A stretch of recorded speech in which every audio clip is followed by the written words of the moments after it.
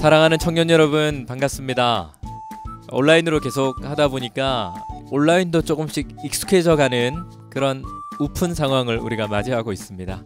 그래도 이 온라인 가운데 주님 함께하여 주셔서 주님의 은혜로 우리를 다시 한번 붙잡아 주시고, 불안하고 또 염려되고 불편한 마음들이 많이 있지만 주님께서 보여주시는 그 평강이 우리 안에 넘칠 수 있기를 소망합니다.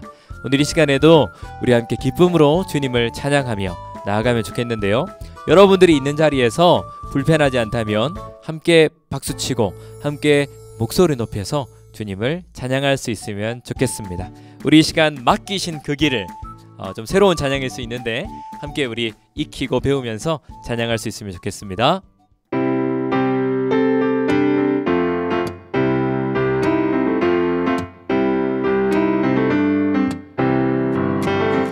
세상에 가득한 소리가 내게 갈 수 없다 말하고, 끝을 알 수 없는 어둠에 내 맘 흔들려도,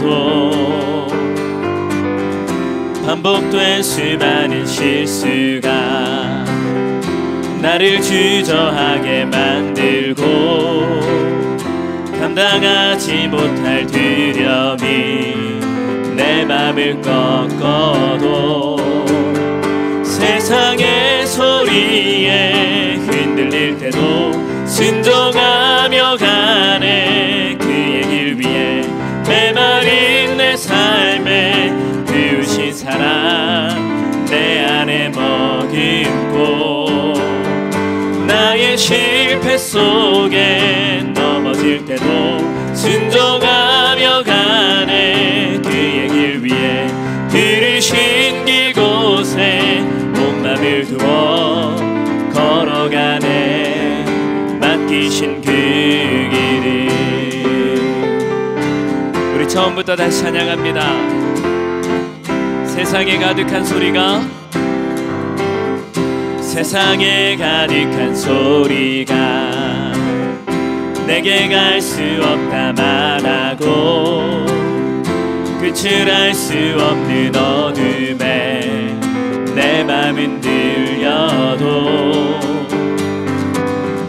반복된 수많은 실수가 나를 주저하게 만들고, 감당하지 못할 두려움이 내 맘을 꺾어도, 세상의 소리에 흔들릴 때도 순종하며 가네. 그의 길 위에 메마른 내 삶에 그우신 사랑 내 맘에 머금고, 나의 실패 속에 넘어질 때도 순종하며 가네. 그의 길 위에 들으신 그곳에 온 맘을 두어 걸어가네.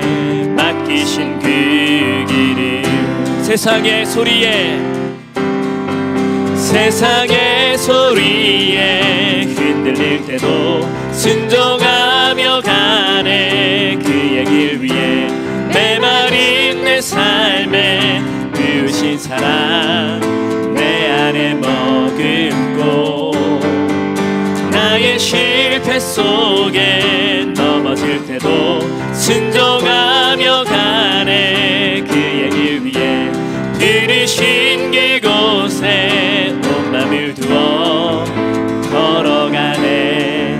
맡기신 그 길을 우리 마지막으로 세상의 소리에, 세상의 소리에 흔들릴 때도 순종하며 가네. 그의 길 위에 메마른 내 삶에 그우신 사랑 내 안에 머금고, 나의 실패 속에 넘어질 때도 순종하며 가네. 그의 길 위에 들으신 그곳에 온 맘을 두고 걸어가네. 맡기신 그 길을. 아멘. 우리 계속해서 찬양하겠습니다. 우리가 믿음이 없어도, 우리가 연약해도 주님은 여전히 우리를 이끌어 주시고 함께 해 주실 겁니다. 우리가 아니라 주님을 바라보며 함께 찬양하며 나아갑시다. 내게 대단한 믿음 없어도 주를 따를 만한 용기와 힘 없어도 나의 연약함 사용하시는 주님, 나의 삶을 완성하시네. 우리 처음부터 내게 대단한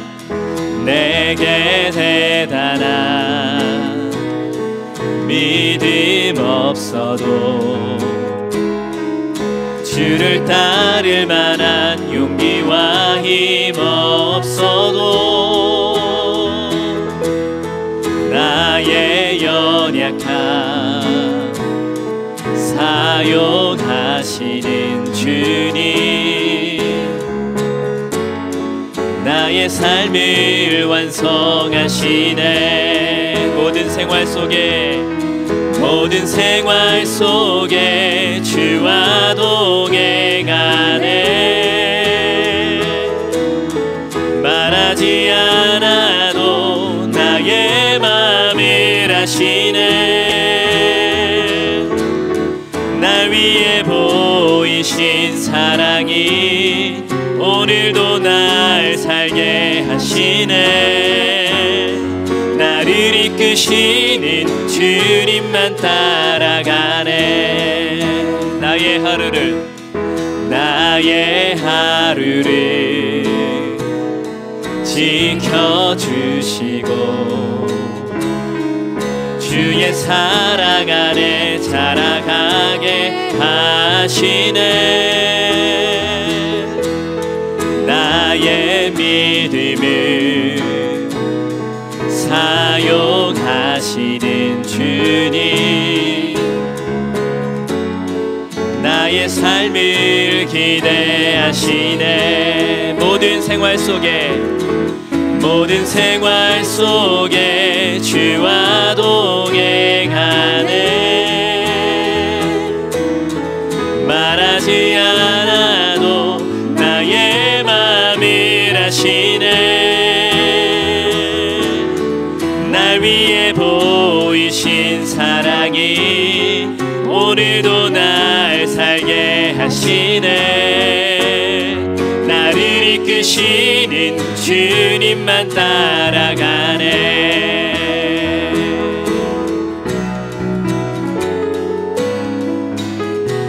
우리의 모든 생활 속에 동행하시는 주님을 찬양합니다. 모든 생활 속에 주와 동행하네. 말하지 않아도 나의 맘을 아시네. 날 위해 보이신 사랑이 오늘도 날 살게 하시네. 나를 이끄시는 주님만 따라가네. 한 번 더 모든 생활 속에 주와 동행하네. 말하지 않아도 나의 맘을 아시네.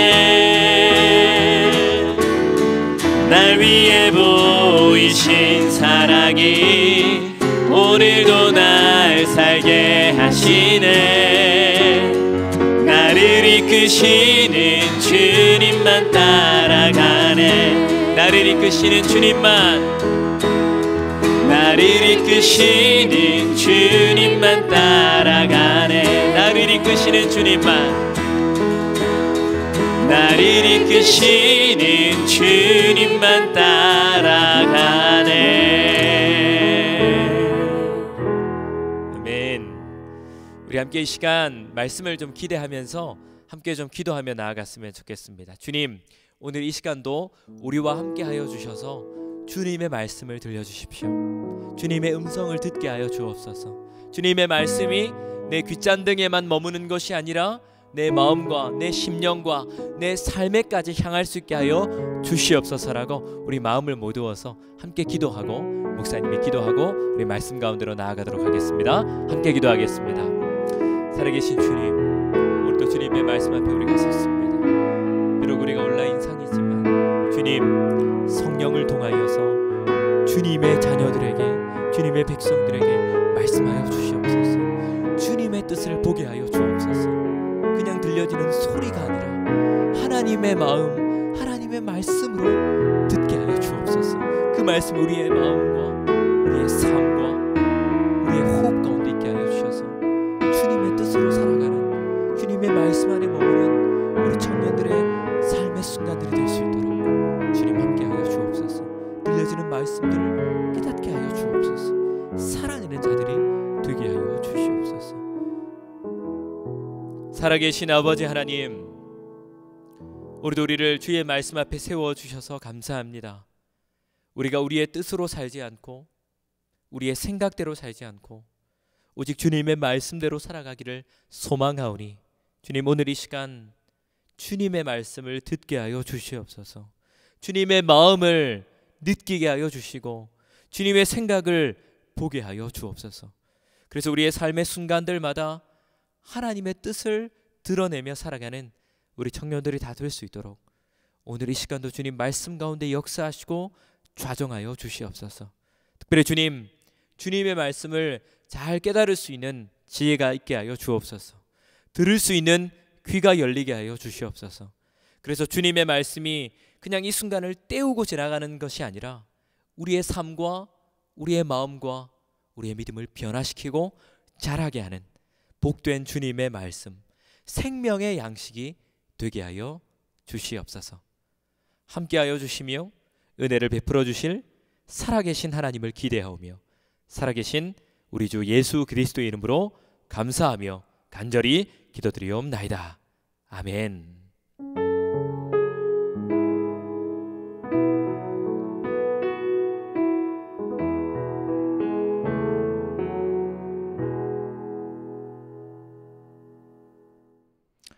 계속해서 오늘 우리에게 주시는 하나님의 말씀을 함께 나누도록 하겠습니다.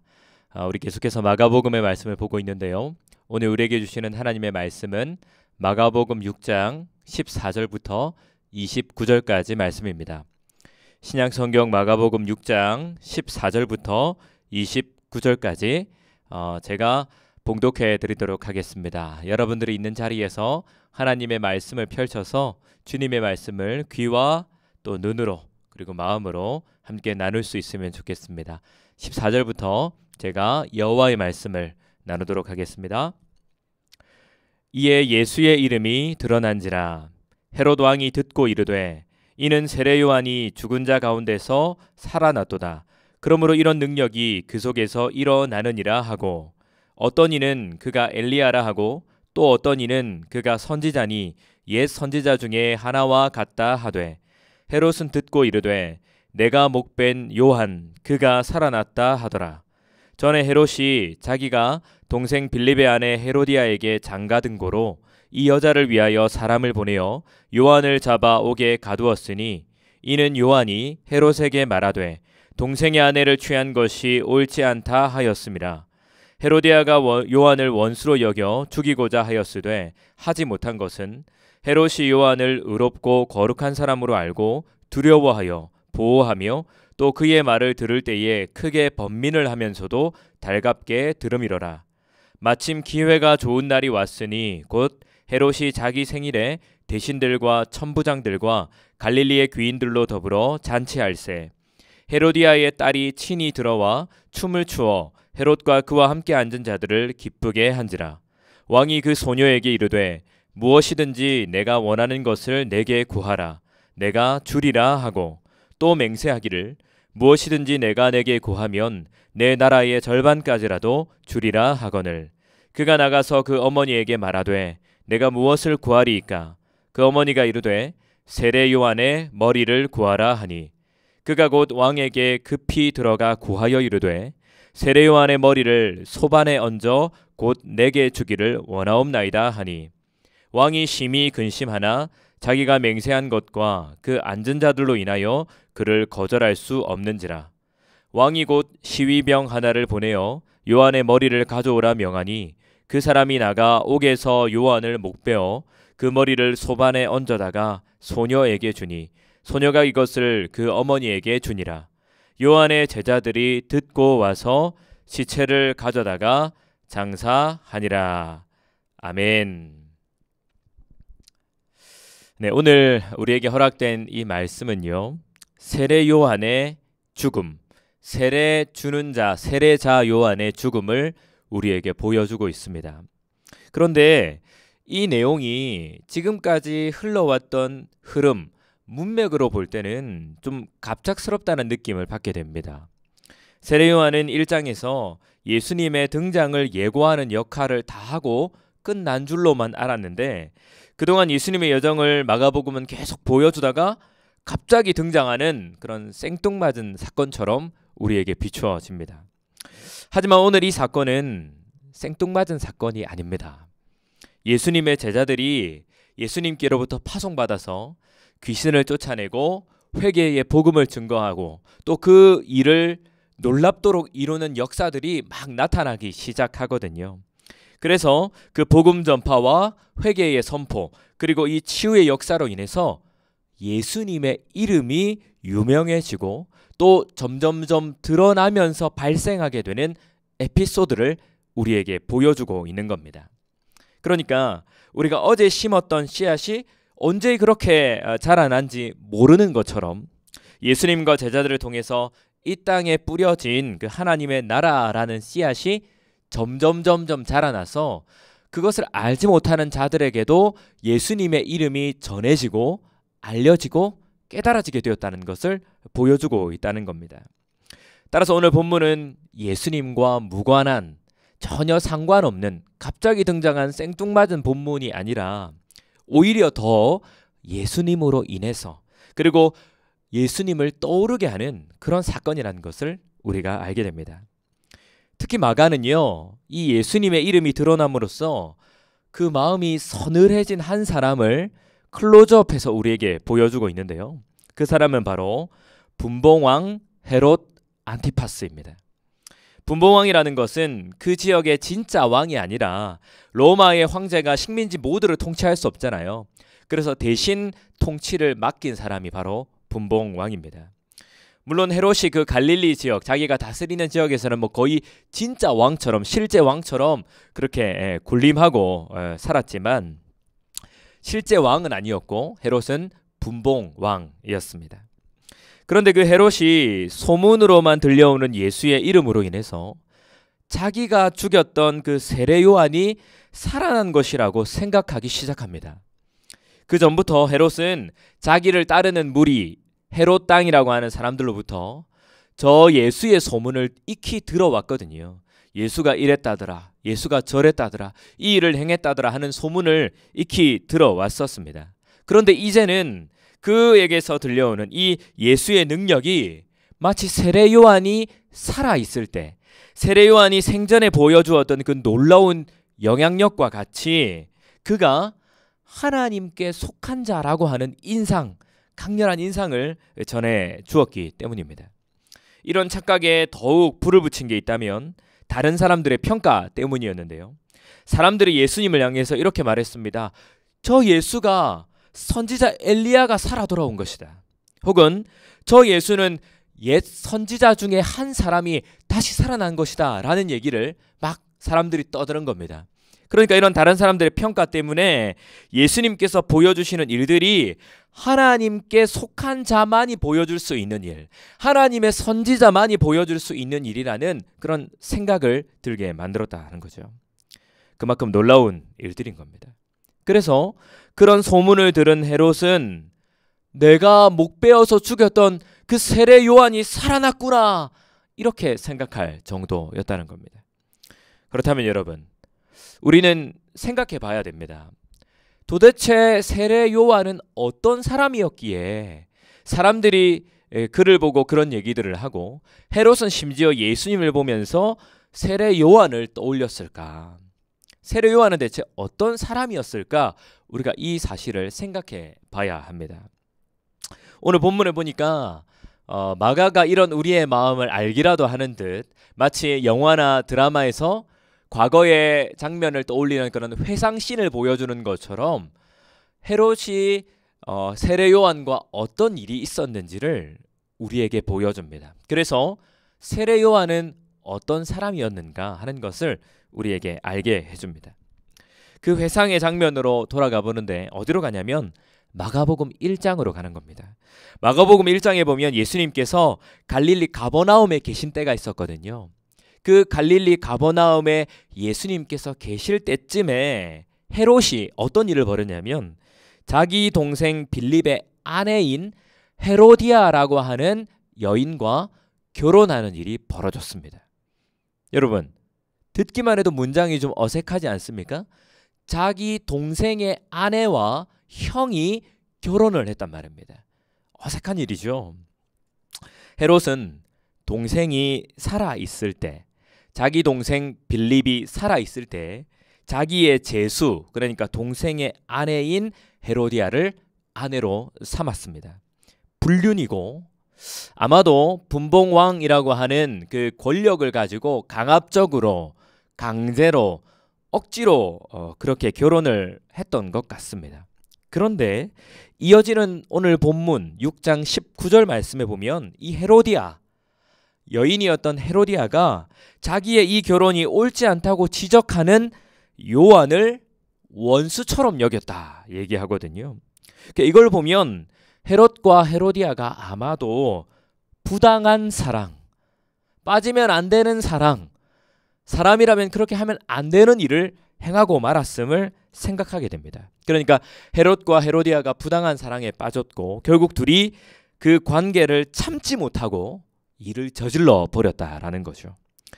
그런데 이처럼 해괴하고 참 부당한 일을 그 당시 어느 누구도 지적할 수 있는 사람이 없었습니다. 왜냐하면 헤롯이 그 지역 권력의 중심에 서 있었고 정점에 서 있는 사람이었기 때문입니다. 권력가라는 것이죠. 힘이 있는 사람이었다라는 겁니다. 하지만 요한은 그런 세상의 권력에 상관치 않는 사람, 굴하지 않는 사람이었습니다. 왜냐하면 요한에게 있어서 가장 강력한 분은 하나님 한 분밖에는 없기 때문입니다. 바리새인들에게도 요한은 회개의 선포를 강력하게 외쳤지 않습니까? 그런 요한이 헤롯과 헤로디아에게도 그 결혼은 부당합니다. 그 결혼은 옳지 않습니다. 동생의 아내를 취하는 것은 합당하지 않습니다라고 아주 강력하게 아마 선포했을 겁니다. 이 요한은 헤롯에게 나아가서 수차례 그 결혼이 옳지 않다는 얘기를 전해 주었습니다. 아마 바리새인들에게도 독사의 자식들아, 이 뱀의 새끼들아 라고 얘기했던 것처럼 아주 거침없이 당당하게 외쳤을 겁니다. 하지만 요한이 하나님의 사람인 것을 알았기 때문에 헤롯은 막 부글부글 끓고 화가 나면서도 이 요한을 당장 처치할 수는 없었습니다. 왜냐하면 많은 사람들이 요한이 하나님의 사람인 줄을 알았기 때문에 동요할 수 있고 밀란이 일어날 수도 있었기 때문에 그랬습니다. 그래서 헤롯은 요한을 쉽게 없애지 못하고 그나마 요한이 하는 그 입을 막기 위해서 감옥에 가두게 됩니다. 여기서 우리는요, 사람에게 있어서 생각과 행동에 잣대가 필요하다는 것을 깨닫게 됩니다. 헤롯과 헤로디아는 그 생각과 행동의 잣대가 무엇이었습니까? 바로 자기 자신이었고 자신의 권력이었습니다. 여기서 자기가 무엇을 해도 막을 수 있는 사람이 아무도 없다는 거죠. 그래서 마음대로 하고 싶은 대로 하는 겁니다. 하지만 요한은 어떻습니까? 자기 자신의 잣대로 행동하지 않습니다. 하나님의 말씀대로 행동하는 거예요. 사람의 생각대로 요한이 행동했다 생각해 보세요. 그러면 어떻게 했을까요? 헤롯에게 함부로 말하면 안 되는 겁니다. 답이 뻔하기 때문이죠. 헤롯에게 함부로 말했다가 목숨을 잃거나 지금처럼 감옥에 갇힐 게 뻔하기 때문입니다. 하지만 요한은 자신의 생각이 아니라 바로 하나님의 뜻 안에서 옳고 그름을 생각하고 판단해서 행동에 옮겼던 겁니다. 사랑하는 여러분, 하나님의 사람은 하나님의 말씀으로 살아간다는 것을 기억하길 바랍니다. 하나님의 말씀 속에 삶의 원리가 담겨 있습니다. 1번 어떻게 하세요, 2번 이렇게 해라, 이런 식으로 구체적으로 설명되어 있지 않아요. 그래서 그 뜻을 이해하는 것이 쉽지는 않지만 그래도 하나님께서 이루셨고 또 계속해서 이루어 가시는 그 성경과 세상의 역사를 통해서, 그리고 그 순간들 가운데 사용하셨던 사람들을 통해서 우리가 어떻게 살아야 하는지를 깨닫게 하시는 겁니다. 그래서 하나님의 말씀을 바르게 이해하는 것이 너무나도 중요합니다. 이것을 조금 어려운 말로 하면 계시 의존적인 사색이라고 얘기하는데요. 우리가 생각과 행동을 항상 계시, 하나님께서 주신 그 말씀에 의존해서 생각하라는 겁니다. 사랑하는 청년 여러분, 반드시 기억하기를 바랍니다. 세상은 항상 네가 원하는 것을 해라, 네가 원하는 대로 해라 라고 말하고 있지만 하나님은 항상 나의 말에, 하나님의 말에 귀를 기울이라고 가르쳐주고 계십니다. 그 하나님의 말씀 속에 진리가 있고 그 하나님의 말씀 속에 우리의 거룩한 삶이 있음을 기억하시기를 바랍니다. 이렇게 헤롯과 결혼한 헤로디아는 이 눈의 가시 같은 요한을 원수처럼 여겨서 곧바로 죽이고 싶었습니다. 19절이 가르쳐주고 있죠. 하지만 헤롯은 이 요한이 참 싫으면서도 이 사람이 하나님의 사람, 참 의롭고 또 거룩한 사람이라는 것을 알고 있었습니다. 그래서 요한을 항상 두려워하면서 요한의 말을 들을 때마다 번민에 휩싸였습니다. 헤롯 자신이 유대인은 아니었지만 그래도 요한을 통해 들려주는 하나님의 말씀이 바로 자기 자신의 양심을 뒤흔든다는 것을 느꼈다는 거죠. 여러분, 하나님의 말씀은요, 항상 우리 귀에만 울려 퍼지는 소리에서만 끝나지 않습니다. 그 말씀은 항상 우리 안에 보이지 않는 우리의 양심을 흔들고 붙잡는 말씀입니다.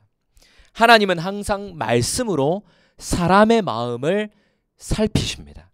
성경의 표현을 빌리자면 항상 하나님은 말씀으로 우리의 마음과 삶을 감찰하십니다. 앞에서도 얘기했지만 우리 인생은 우리가 원하는 대로, 하고 싶은 대로, 마음대로 살고 싶어 하지만 하나님은 말씀을 통해서 우리의 그 죄악된 민낯을 드러내시고 그리하여서 스스로 그 죄를 깨닫게 하십니다. 하나님의 말씀에 우리의 양심이 반응하는 거죠. 그 이유는요, 우리의 원래 뿌리가 하나님께 있기 때문에 그렇습니다. 하나님과 전혀 상관없는 사람이라면 도무지 반응하지 않겠지만 그래도 우리의 원래 뿌리가 하나님께로부터, 우리의 생명이 하나님께로부터 왔기 때문에 우리의 양심이 그 말씀에 반응할 수밖에 없다는 겁니다. 그런데 그 말씀이 다시 하나님께로 돌아가느냐 마느냐는 믿음의 문제에 달려 있는 것이죠. 그래서 오늘 보니까 헤롯에게 이 양심 반응은 하는데 문제가 뭡니까? 믿음이 없으니까. 양심은 불편하지만 그 자리에서 돌이키지 않고 이 죄의 문제를 그냥 묻어버리고 살아가 버린다라는 거죠.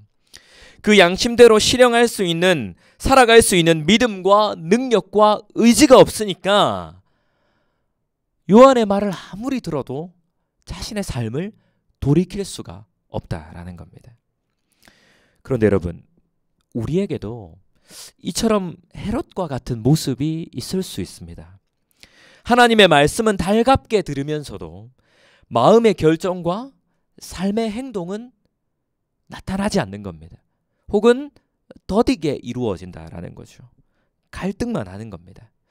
그리고 헤롯처럼 번민하는 겁니다. 번민이라는 말이 여러분 좀 어렵게 들리겠지만 번민한다는 건 마음이 답답하고 괴롭다는 뜻입니다.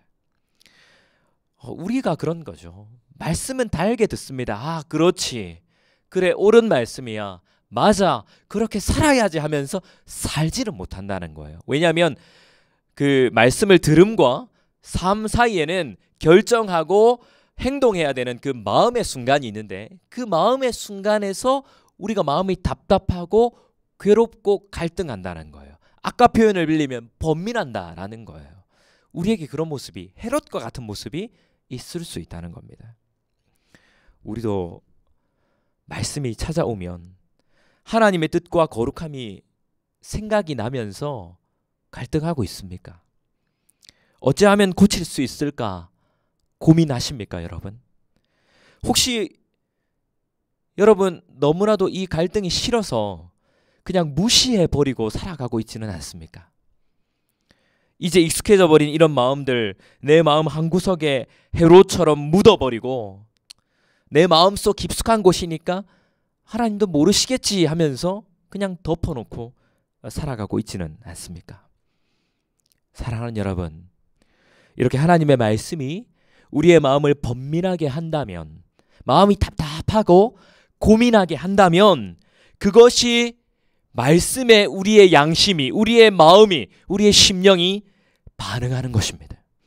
이때 우리의 생각이나 우리의 감정, 당장 눈앞에 있는 그런 결정들, 그런 어떤 우리가 기대하고 있는 내용이 있을지라도 그것들을 잠시 내려놓고 우리는 하나님의 말씀에 귀를 기울일 수 있어야 합니다.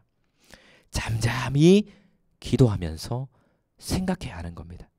내 마음에 답답함이 찾아올 때 이거 아무것도 아니겠지 하고 덮어버리고 무시하고 넘어가지 마시고 내 마음이 반응하는 것을 민감하게 살피시고 하나님께 기도할 수 있기를 바랍니다. 그리고 우리의 삶과 행동을 세밀하게 살펴봐야 합니다. 내 삶이 혹 하나님의 뜻에 합당하지 않은 결정을 하고 있지 않은가? 내가 살아가고 있는 이 삶의 현장이 하나님이 기뻐하시지 않는 자리는 아닌가? 이런 것들을 돌아봐야 한다라는 겁니다. 저와 여러분들이 이렇게 하나님의 만져주심에 늘 주의 깊게 그리고 겸손하게 반응할 수 있는 청년들이 다 될 수 있기를 바랍니다. 우리가 하나님을 떠나면 자유로울 것 같지만 사실 하나님 안에 있는 것이 진정한 자유로움인 것을 여러분들이 경험하고 믿고 붙잡을 수 있기를 바랍니다. 진리를 알지니 진리가 너희를 자유롭게 한다는 주님의 말씀을 잊지 말고 기억하시는, 그래서 그 참 자유 안에 거하실 수 있는 저와 여러분들이 다 될 수 있기를 바랍니다. 우리는 이렇게 지금까지 헤롯이 경험한 요한에 대해서 생각해 봤습니다. 하나님의 뜻을 따라 살아간 요한을 떠올려 보았습니다. 그런데 여러분, 우리가 왜 요한을 떠올려 봤습니까? 왜 과거의 일들을 생각해 봤습니까? 바로 예수님의 소문이 이 요한을 생각나게 하는 얘기들이었기 때문에 그렇습니다. 바로 예수님을 보면 세례 요한의 모습이 오버랩되고 생각이 났기 때문에 우리가 떠올려 본 것이요. 요한과 예수님에게서 비슷한 모습이 보였기 때문입니다. 어찌 보면 같은 사람으로 착각을 일으킬 정도로 강렬한 인상이 특별히 헤롯에게는 있었다라는 겁니다. 헤롯은 예수님의 소문을 듣고 내가 죽인 요한이 살아났다 그렇게 말할 정도였잖아요. 그럼 여러분, 예수님께서 세례 요한을 흉내낸 겁니까? 예수님께서 그 당시 유명했던 요한의 모습을 따라했기 때문에 이런 일이 나타난 겁니까? 아니지요. 오히려 요한의 거룩함, 요한의 의로움의 실체가 바로 예수님이었지 않습니까? 요한은 하나님의 말씀을 따라 살았고, 그러다 보니까 그 하나님이신 예수님에게서 자연스레 요한의 모습이 드러날 수밖에 없었다라는 겁니다. 우리도 이 시대 예수님을 따른다고 하는 사람들이지 않습니까? 예수 신앙을 가졌다라고 말하는 사람들이지 않습니까? 우리가 교회 다닌다, 내가 크리스찬이다라고 말하는 사람들이지 않습니까? 그러면 우리는 이 땅에서 요한이 보여준 것처럼, 예수님께서 드러내신 것처럼 그 의롭고 거룩한 모습으로 살아가고 있습니까? 우리의 모습을 통해서, 우리의 말을 통해서 예수님이 생각나게 하는 삶으로 살아가고 있습니까? 우리가 머문 자리에 예수님의 향기가 드러나고 하나님 나라의 화평과 평화와 샬롬이 나타나고 있습니까?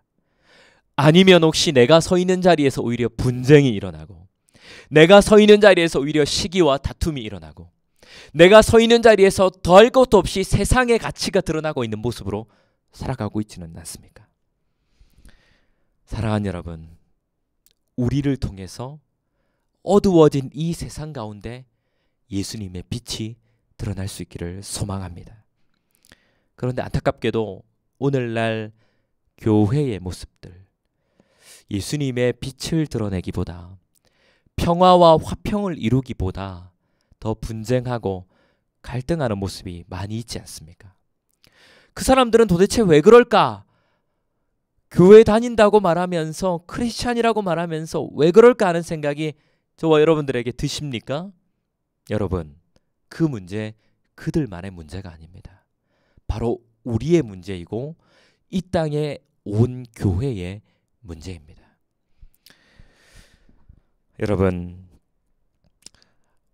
우리의 모습 안에, 이 땅의 교회의 모습 안에 정말로 예수님이 생각나게 하는 삶이 드러나고 있는지 우리 이 시간 말씀을 통해서 곱씹어 보고 이걸 기도의 제목으로 붙잡고 기도할 수 있으면 좋겠습니다.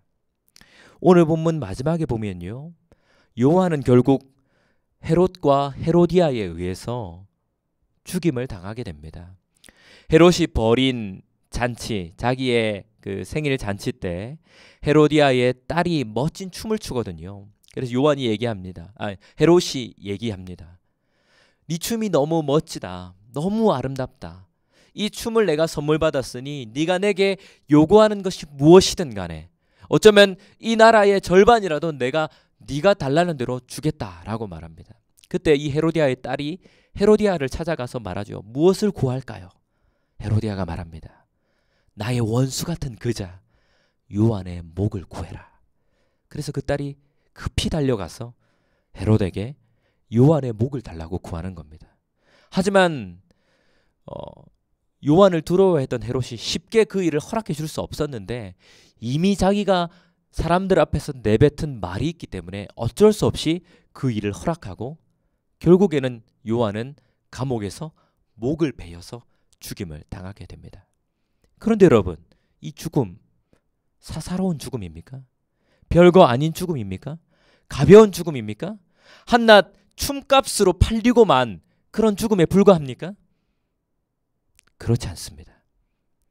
요한의 죽음은 죽음을 통해서도 예수님을 생각나게 하는 죽음이었습니다. 삶 또한 예수님을 생각나게 하는 삶이었고 죽음 또한 예수님을 생각나게 하는 죽음이었다라는 겁니다. 여러분, 세례 요한의 별명이 있었습니다. 무엇인 줄 압니까? 광야에 외치는 자의 소리였습니다. 그 소리로 예수님의 오심을 예비하지 않았습니까? 삶을 통해서도 그 소리로 예수님을 생각나게 하는 사람이었고 이 죽음의 소리를 통해서도 죽어서도 예수님을 생각나게 하는 소리로 이 하나님의 말씀으로 우리에게 계속해서 울려 퍼지고 메아리치게 되는 겁니다.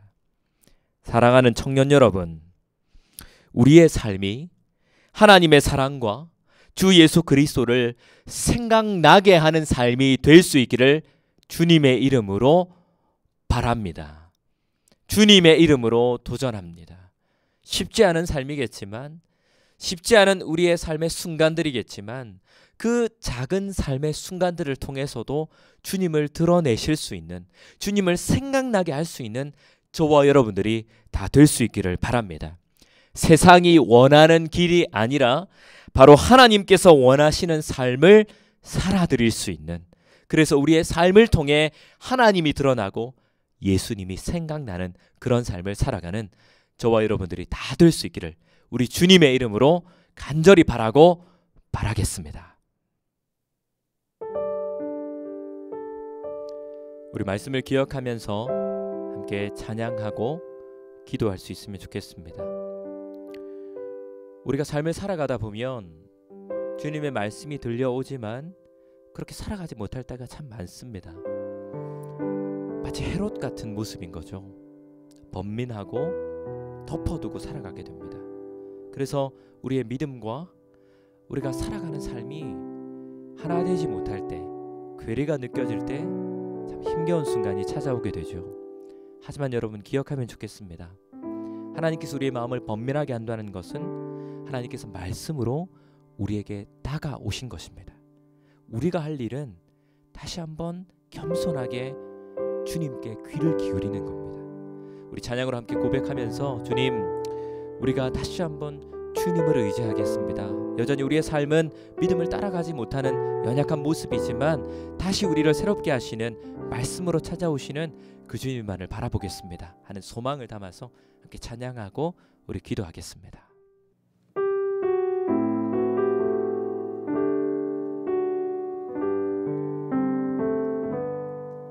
믿음과 삶을 살아내는 실력이 너무나 다른 내 모습을 볼 때에 이 모습도 주가 사랑하실까? 자신 없는 내 모습 그저 주님 앞에 있네. 나 같은 자도 사랑하여 주시고 한 번도 나를 떠나지 않으셨네. 아픔 속에 주를 작게 여긴 날 꾸짖지 않으시고 내 손 잡아주시네. 오직 주님 안에 두려움 없네. 고난을 통해 날 만드심을 믿네. 주님만이 내 모든 것 되시네. 주의 강한 손 날 붙드시네. 오직 주님 안에 두려움 없네. 내 삶을 통해 영광 받으신 주님, 주님만이 내 모든 것 되시네. 주의 선하심 나 노래하네. 우리 처음부터 다시 찬양합니다. 믿음과 삶을 살아내는 실력이 너무나 다른 내 모습을 볼 때에 이 모습도 주가 사랑하실까? 자신 없는 내 모습 그저 주님 앞에 있네. 나 같은 자도 사랑하여 주시고 한 번도 나를 떠나지 않으셨네. 아픔 속에 주를 작게 여긴 나 꾸짖지 않으시고 내 손 잡아주시네. 오직 주님 안에 두려움 없네. 고난을 통해 날 만드심을 믿네. 주님만이 내 모든 것 되시네. 주의 강한 손 날 붙드시네. 오직 주님 안에 소망이 있네. 내 삶을 통해 영광 받으신 주님, 주님만이 내 모든 것 되시네. 주의 선하심 나 노래하네. 오직 주님 안에, 오직 주님 안에 두려움 없네. 고난을 통해 날 만드심을 믿네. 주님만이 내 모든 것 되시네. 주의 강한 손 날 붙드시네.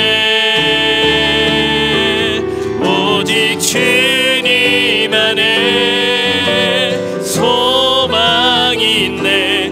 내 삶을 통해 영광 받으신 주님만이 내 모든 것 되시네. 주의 선하심 나 노래하네. 주의 선하심 나 노래하네. 주의 선하심 나 노래하네. 우리 말씀을 기억하며 함께 기도하며 나아갑시다. 우리가 입술로 고백한 것처럼 우리가 주님의 말씀을 듣고서도 믿음으로 살아가지 못하는 것 때문에 번민하고 괴로워하고 힘겨워할 수 있습니다. 하지만 주님 우리를 떠나지 않으시고 멀리하지 않으시고 여전히 우리 곁에 계셔서 우리를 붙들어 주십니다. 여전히 주님의 말씀으로 우리의 마음에 도전하시고 우리의 마음을 붙잡아 주십니다. 사랑하는 여러분, 이 시간 기도할 때에 주님, 우리가 주님의 그 말씀을 겸손하게 듣기를 원합니다. 우리가 고민 중에 있을 때에, 번민할 때에 그것이 바로 주님께서 말씀으로 우리에게 찾아오셨음을 깨닫고 주님의 말씀 앞에 여전히 머무는 자들 되게 하여 주시옵소서. 그리고 조금씩이라도 주님의 그 말씀에 반응하여서 우리의 그 어그러진 삶에서 돌아서서 주님께로 나아가는 그런 우리가 될 수 있게 해달라고. 그래서 삶으로 예수 그리스도를 생각나게 하는 삶을 살아갈 수 있는 우리가 되게 해달라고. 우리가 말씀을 기억하면서 또 제가 전하여 준 이 기도의 제목을 붙잡고 우리 주님을 바라보며 우리 함께 좀 기도하며 나아가도록 합시다. 함께 기도하겠습니다.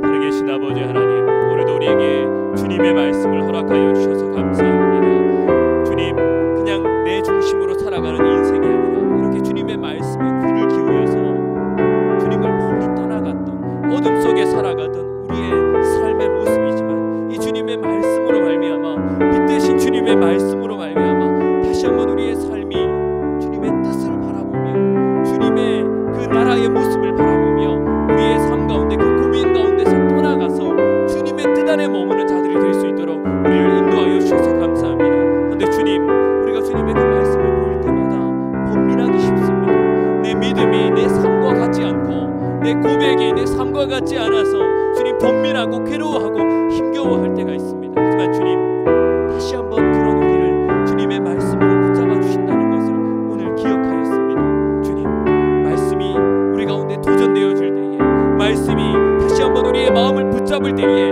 겸손하게 우리가 주님께로 돌아설 수 있는 청년들이 되게 하여 주시옵소서. 오히려 주님을 멀리 떠나가는 것이 아니라 주님께로 향하고 나아갈 수 있는 믿음의 결단이 있는 자들이 될 수 있도록 그 마음을 겸손하게 하시고 그 마음 가운데 믿음을 허락하여 주셔서 아버지께로 다시금 느리지만 한 걸음씩 나아갈 수 있는 우리 청년들이 다 될 수 있도록 주님 붙잡아 주시옵소서.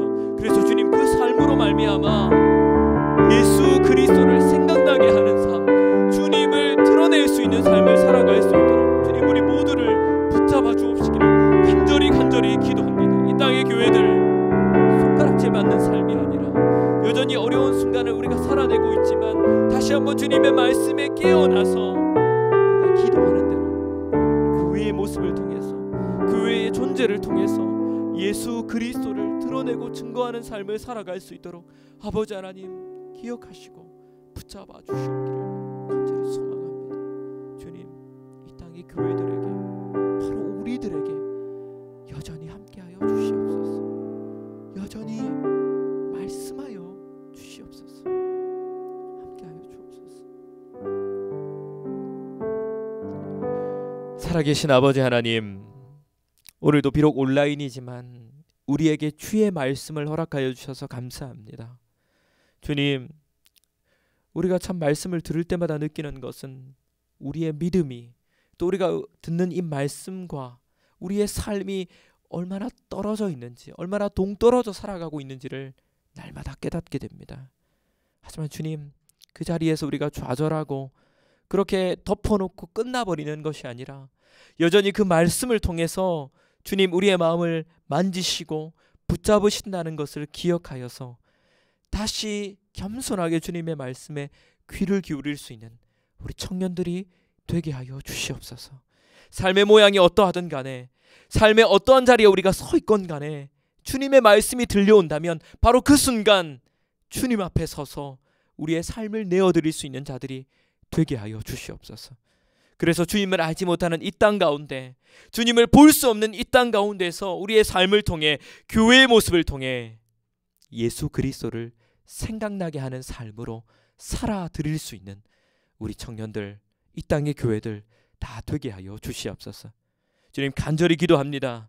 이 코로나의 상황, 여전히 어려운 순간들이 찾아오고 있지만 아버지 하나님께서 이 모든 환경을 붙잡아 주시고 선하게 인도하여 주셔서 속히 우리가 다시 얼굴을 마주하며 기뻐하며 교제하며 주님 안에 예배할 수 있는 우리 모두가 될 수 있도록 주님 인도하여 주시옵소서. 함께하여 주시옵소서. 한 주간도 우리의 삶 가운데 말씀으로 성령으로 함께하여 주실, 그리고 우리를 안전하게 보호하여 주실 주 하나님을 기대하오며 살아계신 우리 주 예수 그리스도의 이름으로 감사하며 기도드리옵나이다. 아멘. 여러분, 이 시간 온라인이지만 계속 해왔던 대로 삼위 하나님의 복을 선언하도록 하겠습니다. 여러분은 이제 이 예배로부터 파송되어서 삼위 하나님과 함께 나아갑니다. 여러분 결코 혼자 살아가는 것이 아닙니다. 삼위 하나님과 함께 나아가신다는 것을 기억하시기를 바랍니다. 눈과 귀와 마음을 활짝 여시고 삼위 하나님의 복을 받으시기 바랍니다. 주 예수 그리스도의 은혜와 하나님의 사랑과 성령의 교통하심이 너희 모두와 항상 함께 있을지어다. 아멘.